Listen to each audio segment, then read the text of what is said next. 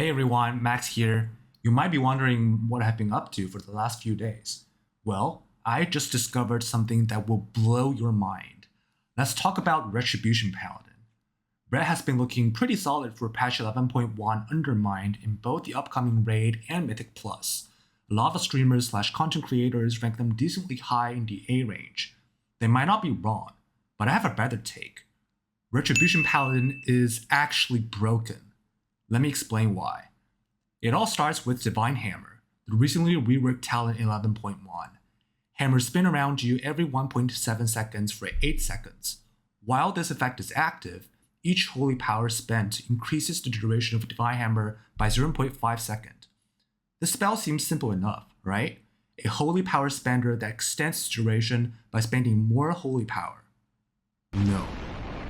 Since Red Paladin is playing Templar for most PvE situations, Hammerfall in the Halo talent tree actually has some interesting interaction with Divine Hammer. Divine Hammer calls down an Empyrean Hammer on a nearby enemy. You might say, it's just a one-time thing every minute, right? No. The truth is, every tick of a Divine Hammer triggers Hammerfall. Hammerfall also says, while Shake the Heavens is active, this effect calls down an additional Empyrean Hammer. Shake the Heavens is the buff granted by casting Hammer of Light, activated by casting Wake of Ashes. Therefore, every tick of Divine Hammer triggers Hammerfall by calling down 2 Empyrean Hammers instead of 1. That's it, right? No. Whenever you call down an Empyrean Hammer, you gain a stack of Light's Deliverance. After reaching 50 stacks, they are consumed to grant you a free cast of Hammer of Light. You have seen the pattern, right? By extending the duration of Divine Hammer, longer Divine Hammer duration means more Empyrean Hammers, which means more Hammer of Light casts, which means essentially more Empyrean Hammers since Shake the Heavens buff is so easy to maintain. This whole interaction gets even better with our new tier set in Liberation of Undermine. 4-piece sets, when we lose our winning streak stacks from 2-piece, you get to cast free Holy Power Spanners for 4 seconds.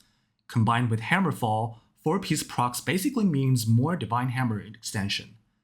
There are some tricky interactions, however.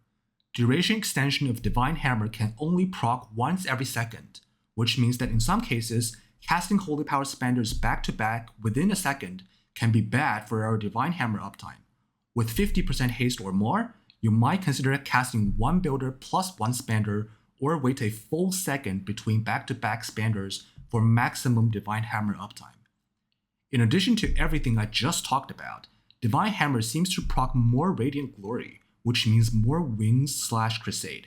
I have seen some insane Crusade uptime, and I'm sure it could be higher if I got luckier. There are some bugs dragging down Retribution Paladin's performance as well. Tooltip of Divine Hammer says its initial duration should be 8 seconds, but in reality, the more haste you have, the less its initial duration is.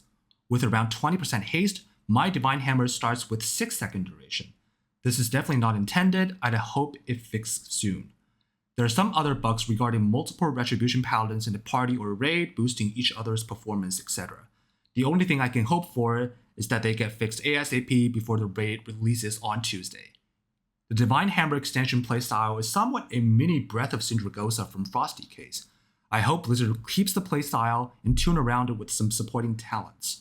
I will be playing Retribution Paladin in Mythic Plus and Raid on Twitch and YouTube if you want to see how this whole interaction works. If you like the video, please like, comment, and subscribe to the channel for more World of Warcraft content. I'll see you in the next one.